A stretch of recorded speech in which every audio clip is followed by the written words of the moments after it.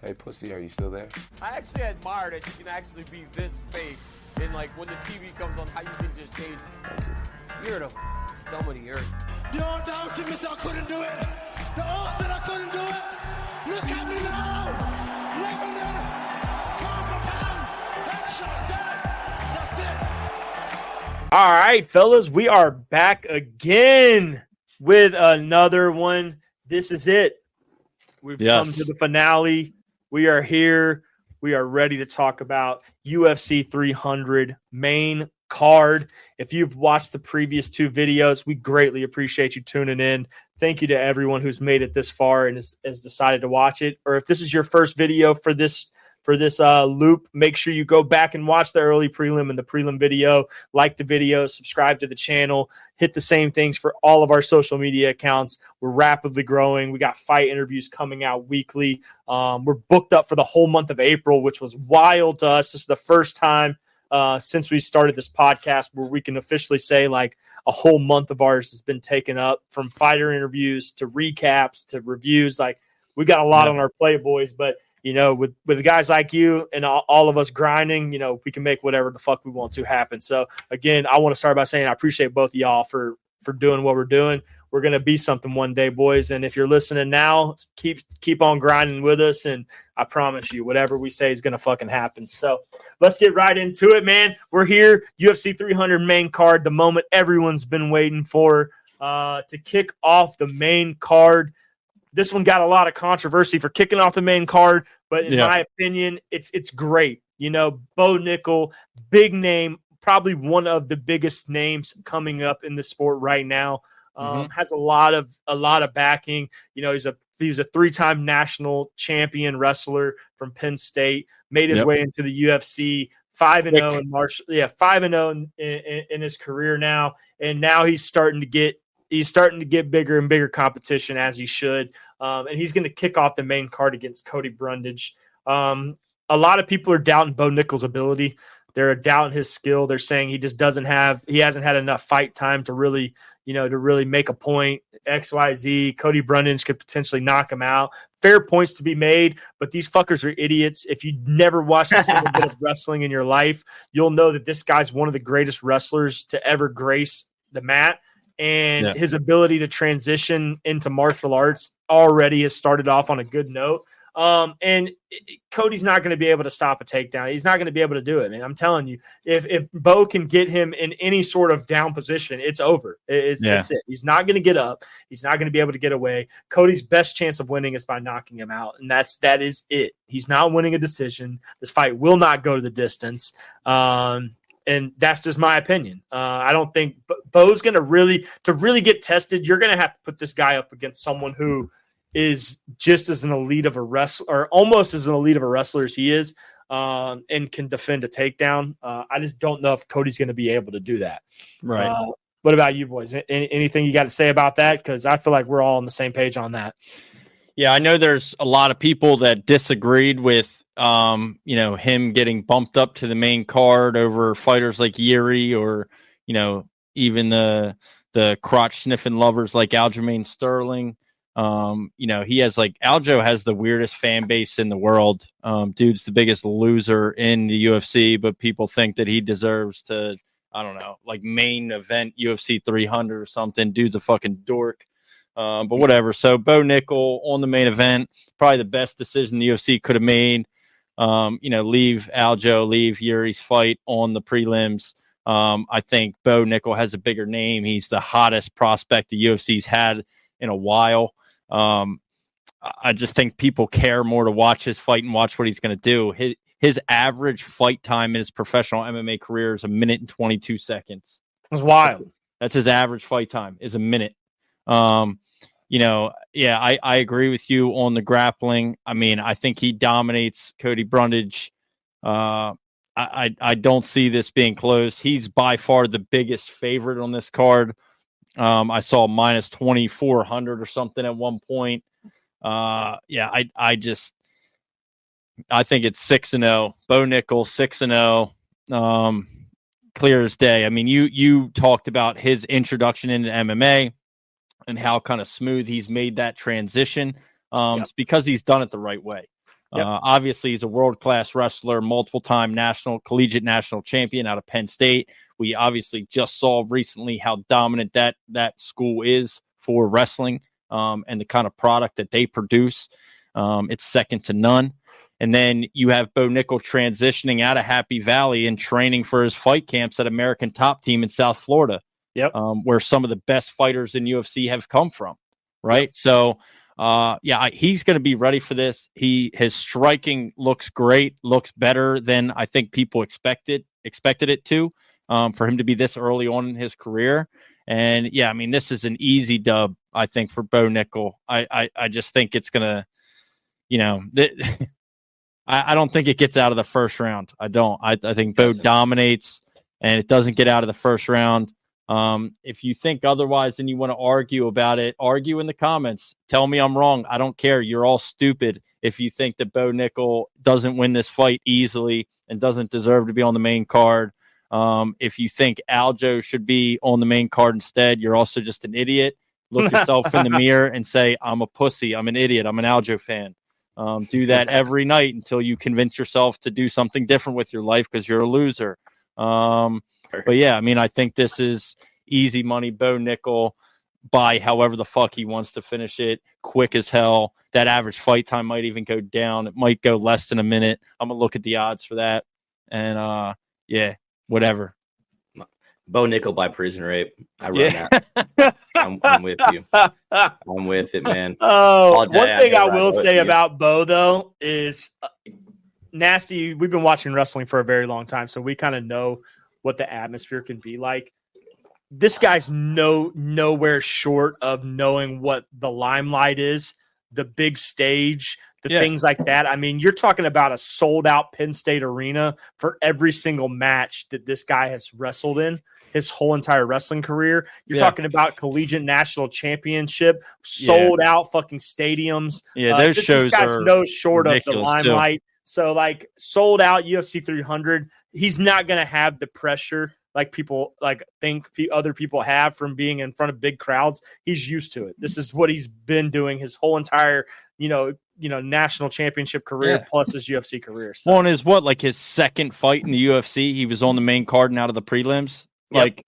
Excluding his Dana White Contender Series fights on the return of John Jones. Yeah, when he got into the UFC officially outside of the Contender Series, he fought once, and then his second fight, he was on the main card out of the prelims already. I mean, he's been on the big stage longer than any other prospect. I mean, we've never seen anything like this kind of rise.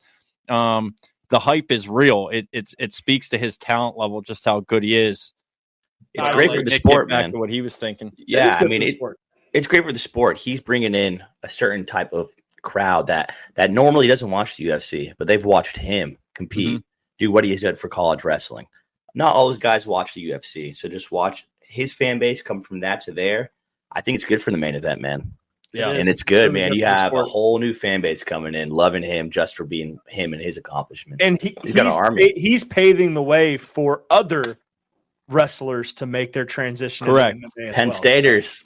Yeah. So, I mean, you got a lot of those guys who are transitioning to the Olympic level. And then some of those guys are going into MMA.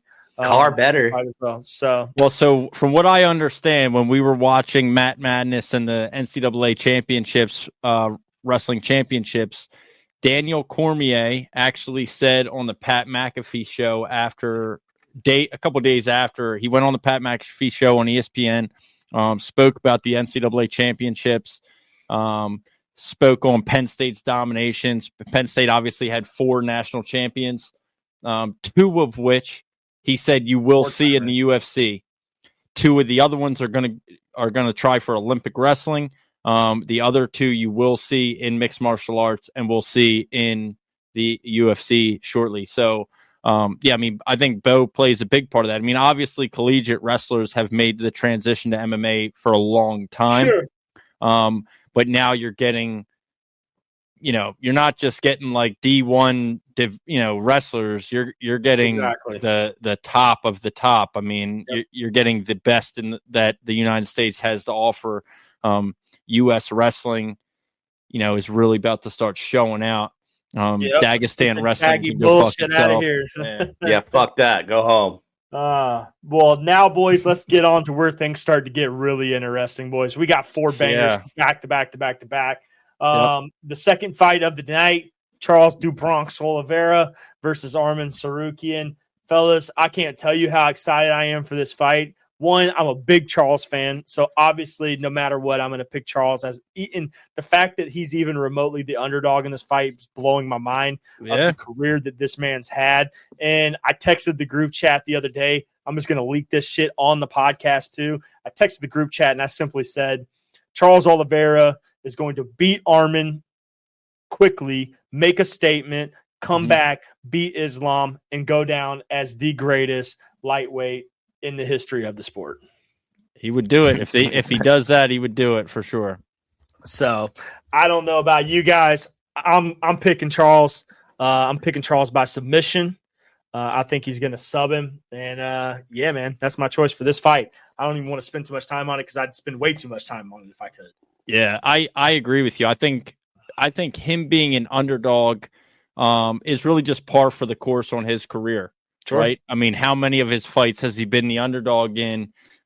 He has kind of a dangerous style, though. A lot of the times he gets knocked down first, and then guys enter these deep waters. They get into his guard thinking, oh, I got him hurt.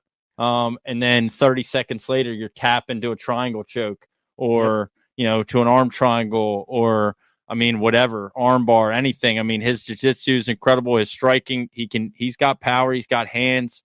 For sure. This is a different level of competition for Arman. There's a couple gatekeepers in Gaethje and Charles Oliveira for the lightweight division that have been holding this top 5 down for a long time, and I don't see it changing here. And Charles has beaten all of those guys. That's what I mean. I mean, and how many times did we think, all right, this is the time, this is the guy that's going to beat Oliveira, and they had him hurt for a second, and then, like I said, next thing you know, they're tapping out. They're tapping out. Yep. Charles is. I mean, his BJJ is the best in the UFC. It's dangerous, man, and it's like he almost welcomes that little bit of chaos and the sprawls and the scrambles and stuff because. People, they don't understand how quick they get into really, really dangerous situations without even realizing it. 100%. He takes some shots, right? And people think they got him hurt, like I said, and then next thing you know, it's over. But I mean, he's got the reach, he's got the height on this guy, on Arman. Another Georgian fighter, similar to Merab and Ilia Topuria and Arman Sarukian, but yeah, I think the train for Arman Sarukian stops here. This is one of, if not the best lightweights in the world, and has been for a while now. So I got Oliveira by submission. I'm riding with y'all, man. I think it's straight up disrespectful that he's the underdog in this fight. People have completely forgotten what this man can do. Like we said, almost every episode, all the time we talk, styles do win matchups, and for sure. And I think this is going to be textbook of Charles beating the fucking shit out of this dude, man. I don't think it's going to be as close as people think. I think Charles is going to make a statement with this one and silence I think the everybody. Big hype around Arman is the fact that he went the distance with Islam. That's it. That's all they got, though, man. The rest is boring. Yeah, and that was forever ago. Yeah, right? Islam was still growing pubic hair then. Yeah, here's the to just play the analytical side of it, when you look at the statistics on this matchup wise, there's not a single area that Arman is significantly better than Charles. Yep. Significant strikes, pretty close. Actually, Charles has a little bit higher percentage in accuracy. Grappling, maybe a slight advantage in takedown average per 15 minutes for Arman, but not by a whole lot. Takedown accuracy, Charles is better. Takedown defense, Arman's slightly better. I don't see, then you look at kind of how they win. Charles has won 62% of his fights by submission. Yeah. Arman 24. Charles has half the average fight time that Arman has. Arman's average fight time is 12 minutes and 22 seconds compared to Charles's 6 minutes and 52. Charles averages more knockdowns. I mean, I don't think there's even in any area where Armin may have a slight advantage. It's a slight advantage, right? So it's pretty even. There's no one area that Armin is way better than Charles, and we've seen Charles fight, the absolute best in the world and beat everybody. Agree. I don't see the path to victory for Armin in this. And Charles has a vengeance to be made, man. He needs that redemption fight. So, so I got Charles. Everybody else got Charles. We're 3 for 3. Yeah, by submission, 1,000%. To Bronx, son. Now let's get into the first title fight of the night. We had the baddest motherfucking person on the planet, BMF title shot, going from Justin Gaethje fighting Max Holloway, who's coming up a weight class to fight Justin Gaethje for the BMF title. Crazy. I hate that I even have to pick in this fight. I hate that I even have to watch one of these guys lose. This is by far one of the best put together fights that they did for UFC 300, in my opinion. Because everybody loves Justin Gaethje. He's coming off of a big win over Dustin Poirier. And then Max Holloway is just a massive fan favorite who has dominated the featherweight division for years outside of losing to Volkanovski. These two guys, man, and you give Max a chance to bulk up and fight at a new weight class for the first time. I hate that I even have to pick against these guys because I really do like both of these guys a lot. Curious. Gaethje, I feel like, has the slight advantage to finish Max simply because of the power and what Gaethje can produce. Max is just that good of a striker and a boxer. So it's like, I feel like that may, when we say stylistic fights or that makes fights, that may honestly work against him in a fight against Justin Gaethje, because all it's going to take is one from Gaethje versus when he was fighting at featherweight. He could stand there and bang with these guys and outbox them and point them. But if you get close enough to Gaethje and he connects, or if he catches you, that could put your lights out, man. It's Max has never been finished in his career. Never been. Yeah, no. Yeah, you didn't officially make a pick yet, right? I haven't. No. All right, I'll give you mine, because this is the fight that I think we're going to see. Do you remember Gaethje versus Fiziev? Rafael Fiziev, yeah. Fiziev. Gaethje versus Fiziev was a decision win for Justin Gaethje. Correct. Yeah. But Gaethje beat him up. Started landing crazy uppercuts, but I mean, it was a battle. I mean, them boys. First round was crazy. It was a war. Yeah. First round was wild, bro. And we all picked Fiziev. I know. I did. We picked Fiziev to win that. I think Fiziev prospect. I think that's the fight we're gonna see. I don't know, because now this is a 5-round fight, as opposed to 3. Yeah. But I think that's the fight we're gonna see. I don't know if he can finish Max. But I think nonetheless it's going to be just an absolute war. It's going to live up to the BMF title the way it should.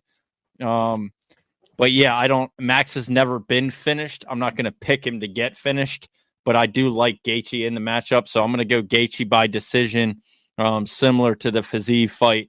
I think it's just going to be, I think eventually, Gaethje's going to start finding his chin. Gaethje's striking is very good too, and Gaethje, is an underrated wrestler that doesn't really utilize that skill set as much as maybe sometimes he should. And I don't think he's going to use it in this one either. I think they're going to bang, and I don't think the power that Max Holloway has that we've seen against some featherweights is going to transition too well up against arguably the number 2 ranked lightweight in the world. Correct. Because the guy that really, if we're being serious here, Gaethje should be fighting for the title. Correct. Yeah. I like Gaethje here by decision, by just an absolute war. That's how I think it goes. Okay. Cool. Nick? Man, I'm actually going a little bit opposite of you guys, man. I dug deep into this one. This one was the hardest one for me to call, I think, out of all the fights on here. When you want both of them to win as well, too, it's like, what the fuck? But this one's tricky, man. Max Holloway does not get finished, right? Never has been. He doesn't, right? It's going to be a stand-up fight this whole time. I don't think Gaethje is going to utilize his wrestling. So who it's going to come down to who is in better shape, who has competed in more 5-round fights, who can survive 5-round fights. Max Holloway by decision, I think, man. So that's what I'm going with, man. I think he's going to outlast him, grind him. Gaethje's going to gas, and I see it happening, bro. You think Gaethje tries to do it like a Trevor Peak and just start throwing wild haymakers and shit at the very end? Like, yeah, all the break your wrist type shit. You know what? Speaking of that, I know we watched him last night, but I was thinking, like, when are we ever going to be like, when is he ever going to get stopped or said, like, hey, bro, you're throwing hammer fists? They're like straight at the back of the head. Every single time he throws them, dude, he's going straight at the back of the head, dude.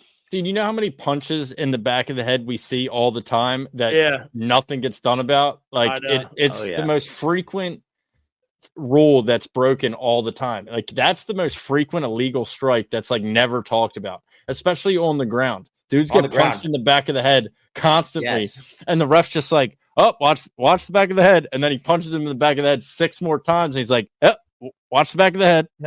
It's like 80% of grounded pounds head punches. Yeah. Well, they cover up and just get hit in the back of the head. Before I so we're 1-1 right now. 1 for Gaethje by decision, 1 Max Holloway by decision. What do you got? So I'm a firm believer in the clock, the UFC clock. It always makes its way back around. If you look at the history of these two guys, you go back in time, someone who has beaten someone has beaten the other. Right. I'm going Justin Gaethje by decision, simply because I think you got Max, who's fought Dustin, who lost to Dustin, who Justin has beat, who is just as good of a boxer in that heavier weight division as Max Holloway is in his respective division. I think Gaethje has the tools to get it done. I think Max is going to show out. I think he's going to represent himself well.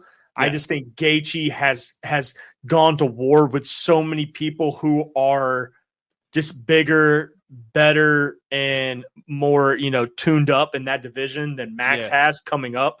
I think Gaethje's just the correct call if I was to put my money on it. Yeah. Do I think Max is going to show out? Absolutely. I think Max is going to prove a point of, I'm still the Max Holloway I am. Yeah. But I don't think neither one of these guys too. And I want everybody to think about this too. This fight right here doesn't mean shit.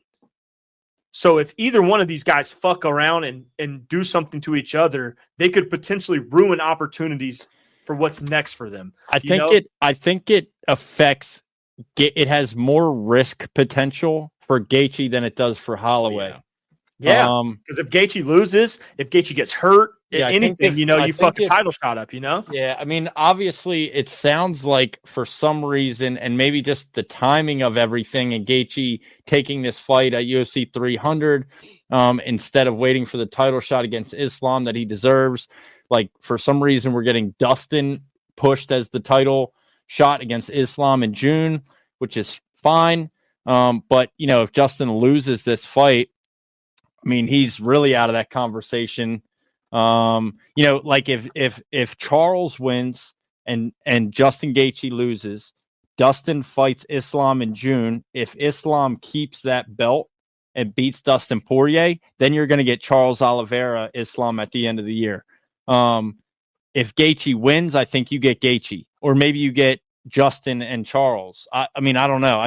The risk potential for Gaethje is much higher than Holloway. Holloway's coming up a weight class to fight Justin Gaethje. If he loses, I don't think he really falls kind of anywhere in the featherweight division. I think you're still going to see a rematch between Ilia Topuria and Volk at featherweight anyway. Yep, so I don't potentially set up Brian Ortega, Max Holloway. Yeah. Something like that. Yeah, at the Sphere in September. Yep. So, that was just my point. It's like, the implications of this fight for Gaethje are real because, I mean, let's be real here. Gaethje goes out there and surprisingly shocks the world, finishes Max Holloway in the first round, takes no damage at all, Boom. Now you have a quick turnaround in 3 months for a title shot against Islam. But Justin Gaethje goes 5 rounds against one of the fucking best boxers in the UFC, takes a lot of damage, potentially gets cuts that shouldn't be there. Now you're talking about potential injuries that delay him 6 months. Now you're running the risk of poor Dustin going in there and potentially beating Islam or losing to Islam, and then you're delayed even longer. So, there's a lot of key things that I don't think a lot of people are thinking about because they're just like, oh, look at this fight. It's Justin versus Max. It's great. It's the BMF. It's like, dude, no, like, one of these guys fucks around and like if Justin fucks around and fucks up, now he just ruined his chance at a title shot. It significantly can alter a career for sure. Absolutely. So, but I will say, like, hats off to both of these guys for taking the opportunity and doing this fight. I mean, with all the risks that are involved. Badass. Good for them. Absolutely. Yeah. And whenever these guys finish their career or even while they're in the career, we are big fans of both of you guys. So by all means, if you guys ever want to come on the show, we'd love to have you. So absolutely. And then our co-main event, boys, we're at our first official title shot of the night. We have Zhang Weili versus Yan. China versus China. This is huge for international fans. This is huge for the women's strawweight. This is just a big fight in general. I called this fight last year whenever Weili won and they had talks to potentially go to China. I said how massive it would be to have these two ladies face each other, but now we're getting to see it at 300. I mean, it's cream of the crop for the women's division. Both of these ladies are great fighters in their respect. I'm going to go ahead and just say my pick because, I mean, I think I know where I stand. I'm going to go with Weili by finish, and I think Weili's going to get it done, and I think she's going to get it done strongly. 5-round fights and women's fights are either going to be really boring or we're going to see some shit happen. And I'm going to go Weili by finish. Yeah, I agree with you. I just think I think Weili's too dominant. I don't think Jan is quite at her level. Jan's most recent win is against Jessica Andrade, who we talked about earlier, obviously in the early prelim episode. And I just, that was Andrade just kind of fallen off a lot, right? Mm-hmm. So I don't know if that win is as impressive as it seemed like earlier. But yeah, I got Jan by finish, TKO or KO. You got Jan by finish. I mean, Zhang Weili. Sorry, Weili by finish, TKO or KO. Too much power in that little girl, man. Too much power, man. I gotta ride with you guys on that one too. And this is nothing against Jan at all. She is the number one contender, but I mean, yeah, this is a different level. Weili is a much better fighter, and she's not going to make us go 5 rounds, which is going to be great. This whole fight in general is way better. It's way bigger than MMA. This is fucking massive, dude. This is the whole entire fucking world is going to be watching this. This is insane. These aren't fake China people like Izzy. These are legitimate fighters from China. Yeah. It's stupid. But I think we all agree 3 for 3 on Weili. I hope this fight stays inside the distance. It will. For everyone that knows me, I'm a bet women's inside the distance type of guy. So sign me up for this one, boys. Yeah, it's gonna be rough.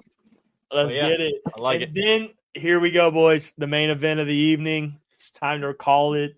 We have Alex Pereira. Quite arguably could go down as one of the top 5 best fighters of all time if he gets this win and then keeps continuing to win belts. I mean, the guy has defeated all odds. He's came in, beat very creditable champions, and now he's in a predicament to solidify greatness by defending his belt. Not just once, but then he's going to defend it again and again and again, hopefully. But so Pereira, and then he's getting to fight Jamal Hill, who's coming off of injury, coming back to reclaim his belt that he did have after beating Glover and after a long delay. Fellas, what do you think? What's your call on this one? I mean, I've had my mind made up since the jump of this card or this fight being announced, but I'm curious to know what your thoughts. All right, yeah. Go ahead. I'll pop that cherry right in the butt crack real quick. Pop it, dog. All right. Consider it popped, man. If you look at both these guys' records, there's it's a big difference. Consider it popped. There's a big difference between a guy who's 10-0 over here and a guy who's 10-0 over here. You know what I'm saying? I'm not knocking Jamal Hill at all, but I don't think he's fought the best competition. You know, he's lost against Paul Craig. Would I ever say in my life that Alex would ever lose to Paul Craig? Yeah, well, he got hurt. So he got hurt still. I mean, I mean, still at the end of the day, man, I don't think this guy he likes finishing people. You're not going to knock out who might be the best striker ever in the UFC. It's not going to happen. I know everyone's like, you got a puncher's chance. I don't see it happening at all. At all. I think Jamal Hill is going to get fucked up. Yeah, I mean, when you look at Jamal Hill's like most recent knockouts and wins, Vince St. Preux, Crute, Johnny Walker. I mean, he didn't finish Glover Teixeira. I don't know. I mean, Izzy obviously knocked out Alex. So there's, Alex is not superhuman in that sense. But that would be to assume that Jamal Hill is on Izzy's level as far as striking, timing, and power. I think he probably could be as far as power goes. But just, technicality and the elite level, I think Alex is going to eat him alive. I really do. Oh, yeah. And Jamal Hill also is, the award winner for UFC's worst possible tattoo with the jailhouse thumbs up that he has. That looks like a third grader drew it on him. And Alex has a badass snake that's wrapped around his body. So if nothing else, he wins that. He's winning the tattoo battle. Yeah, Alex is winning the tattoo battle, and he's definitely winning the fight. I don't know. Jamal Hill said he's not even going to grapple him. He said, I refuse to try to grapple him. I'm going to stand up and knock him out. And it's like, hopefully he's just talking shit, and that's not his actually legitimate strategy. But I got Pereira by KO TKO. Yeah, man. He'd probably try to grapple him. He's trying to throw us off. He's going to be forced to. Yep. All right, so I'm going to give a little fun fact for the podcast. If you've made it this far, again, like and subscribe. We appreciate all our supporters. We've been grinding this shit since last year. We started this podcast in January of 2023, and our very, very first episode, we covered Jamal Hill versus Glover Teixeira. And guess what? Jamal Hill has not fought in the UFC since our very first episode. We are coming up on a year and a half of recording episodes. Almost 70 Jamal episodes Hill has in. not fought. Another fun fact, Alex Pereira has not only fought once, not only fought twice, but 3 times in that span. Yeah, and in 2 different divisions. In 2 different divisions and won 2 different belts. Yeah. So, come on, boys. Levels to this. People who are saying like, yeah, I get it. Everyone has a fighter's chance. Sure. But like, if we're being honest here, Pereira is just, it's, if Jamal Hill's playing possum right now, he's just sitting there like, I'm gonna win. Like, people are underestimating my boxing. Blah, he blah, might blah. be that stupid. He might actually be that stupid. You're all good until you catch a fucking right hook from Pereira. Like, let's be real here, boys. That shit's put out the best of the best. I think that fucking lead leg kick drops his ass. Oh, his legs are going to be calf chopped kick. up. Yeah, calf kick all day. That calf kick drops him. I don't. Yeah, this is. And a good I main don't event. hate Jamal Hill, man. Like, No, I don't want people to think that we're just big fans of Pereira. Like, I never hated Jamal Hill. I just don't. I don't like guys who are out there saying that like there's a big difference in people thinking that Jamal Hill is going to beat Pereira easily versus people who have common sense and can look here and see like, dude, the leg kicks have always made a difference in every single fight that Pereira's had. And there's going to be no different in this one, man. He's going to chop Jamal Hill down. Jamal Hill's going to have to get in there and fight with a guy who is one uppercut, one right hook, one anything from putting you on the canvas. And if Alex Pereira was smart, he obviously would keep him from a distance. He would just leg kick, and spam him until Jamal Hill's chubby legs just get fucking chopped off like fucking chicken bones. But I mean, I don't fucking know what else to say, man. I don't know what else to say, dude. Pereira by whatever. Let's fucking lock it in, boys. UFC 300 is here. We're 6 days away from this shit. We're we're booming on social media. The YouTube's about to hit 2K followers. We got almost 1,000 on Instagram. We're live streaming. We'll be doing a live stream of this Fight Companion during UFC 300. So make sure you stop in. This could be potentially be massive for us. Our last one, we had a consistent average of 100 plus viewers. So we're looking to even break that and maybe potentially past 500 viewers. Who knows? You know, the sky's the limit. But fellas, it's it. We're here. We're locked in. All of our picks are in this video. So if you want to go back and watch all of our picks, make sure you tune into the previous 2 videos, prelims and early prelims. And yeah, that's it. Anybody else got anything? I'm down to lock it in, call it a wraps, and go grab my case of Miller Lite. And, you know, it's Jim Miller time, baby. Yeah, man, absolutely. I'm just excited. 6 days. By the time these episodes will come out, you know, I don't know when we're going to put them out. Be this week at some time, but UFC 300 it'll be the night before we know it, man. I'm just so excited. It's like Christmas morning for UFC fans. Best card of all time. I don't think anything comes close. I'm not upset anymore about main events. I don't care about what everybody else on social media is bitching and complaining about. Shut the fuck up. You know you're going to watch it anyway. Absolutely. Yeah. And if you don't buy it and you actually stream this one, you're an idiot. Yeah. If you're gonna buy any pay-per-view, this is the one. Yeah, absolutely, man. So, all right, boys. Well, that's it. Let's wrap it up. Thanks for everyone tuning in. Make sure you don't forget to like and subscribe to everything. We got tons of fight interviews coming up. Bada bing, bada boom. Sugma, UFC 300 over the Octagon, baby. We're in this thing. We'll catch you guys on the next episode for the recap of 300. Holla. Peace.